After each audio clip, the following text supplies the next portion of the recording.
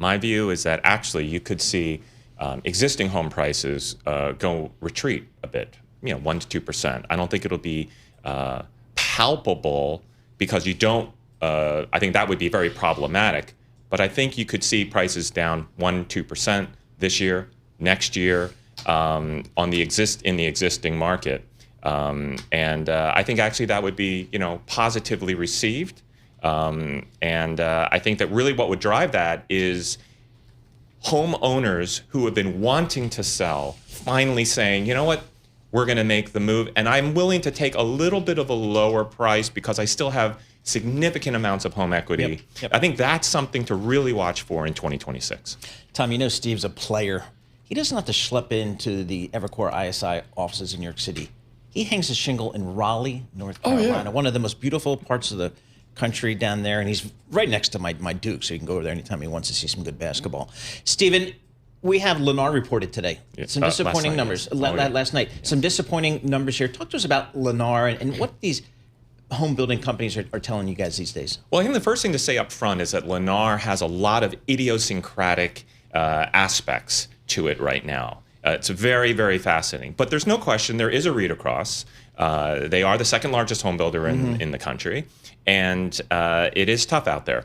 And what they told you was that even though mortgage rates have, trended down, it has not stimulated an improvement in home buying demand that was anywhere near what they were hoping for. Okay, so that's certainly an important read across. It generally confirms, frankly, what I think most folks, would have gleaned if they just were sort of paying attention to what the builders have been saying. All right, as a former director of research, this stuck out at me, Steve. You cover 14 stocks. You've got 14 holds. I do. Right now, I have. What is going on? We used to be the permable, Okay. And a couple of months ago, we said we still like the long-term potential, but we basically hit the pause button. We said this group cannot be owned. And there was a lot of uncertainty, not only because the market was not responding to the lower rates that we saw coming into September, but also because the government was becoming increasingly interested in and proactive, or talking like they were going to be proactive, and it was very difficult to determine what exactly they might do. Their initial commentary, mostly communicated through Bill Pulte of the FHFA, was not looking good to me or investors. Right now, Bill Pulte is sort of taken a step back, but it is still very uncertain what the government is going to do. And so in that kind of environment, I said, we can't really make a call with conviction. A couple of months have transpired. We're thinking about a few things. So, we'll see what 2026 looks like. But that's the explanation of what's going on right now with the ratings. Across America this morning, the way you listen to us, Stephen Kim, he is with Evercore ISI on American housing. The research notes, I can't say enough about the acuity. Okay, let's start with this scam. What's a buy down? So a mortgage rate buy down is an innovation that has actually has its genesis from many years ago, where simply put, anytime that any of us had gotten a mortgage, at some point we were actually asked, well, how many points do you want to put down? How much money do you want to put down up front to get a little bit of a lower rate? Generally speaking, you put 1% down, or 1 point they call it, 1% down, and you can buy down the mortgage rate, call it 20, 25 basis points. It depends on, what's happening with the bond market at the time, but something like that. People put 1 or 2 points down. There's a couple of wrinkles though. One is the seller can sometimes pay for that instead of the buyer. And so these home builders, who are sellers, right, have been doing that so that they can offer a lower rate.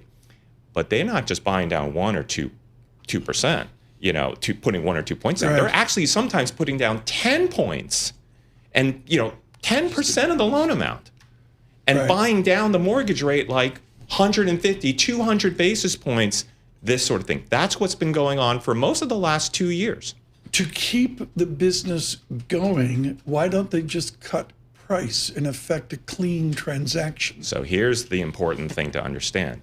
If you pay 4% of effectively the home price, you can buy down the rate 100 basis points, right? That takes, let's say, the mortgage rate down from, let's say, 7% down to 6. Sweeney's taking notes. I'm taking notes. All right, that's like a 12% reduction in the mortgage payment, roughly, 10 to 20%, Right. 10 to 12% reduction in the mortgage payment.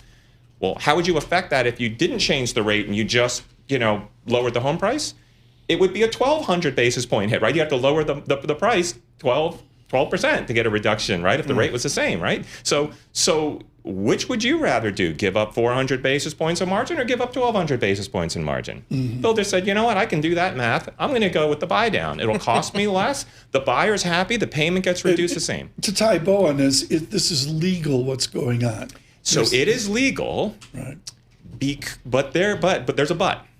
It's legal, but the government has set certain limits to how much the seller can pay. And those limits are generally, depending on the mortgage type, 6%, 6 points, or 3 points. But I just told you that the builders were doing 10 points sometimes, even more. How do they do that? Because there's a loophole. If you do your buy down a certain way, called the forward purchase commitment, it's exempt.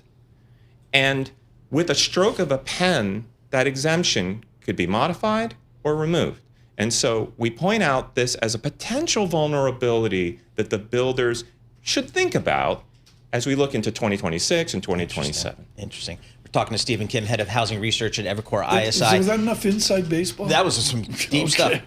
The Mortgage Bankers Association 30-year fixed-year rates like 6.3% or something. Yeah. Is there a rate that's going to prompt sellers to say, all right, I'm ready to sell my house, move down to Florida, wherever I'm going to go, and move down to Raleigh to the Triangle? And is there a rate that will clear this market? Because nobody's putting their house up for sale.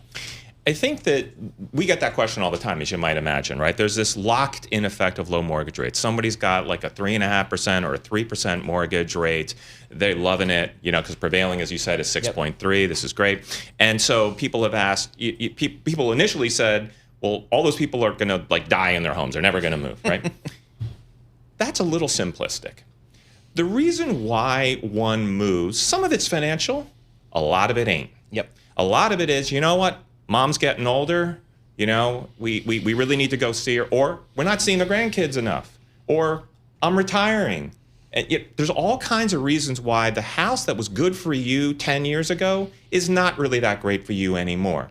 And I would say that given the incredibly low amount of housing turnover that we've seen, it is very clear that millions of people, we estimate about 4 million people right now, would normally have moved in the last few years, but have not yet. Yep. Now, the impetus for them to want to move has not gone away. Those things that I just, retirement, being close to the kids, being close to the aging parents, those are itches that do not go away unless they are scratched and until they are scratched. So we think there's significant pent-up demand. Yeah, I bet. Now, that's not a rate thing, though, right? That's a steady pressure that's building, and it's going to keep building until they actually move. I think, therefore, that we should think about the unlock with respect to rates is it's not binary. There's not like a magic rate. But certainly rates going lower makes it a little bit easier. You leave a little less money on the table. But meanwhile, it's really these life factors that I think are more important.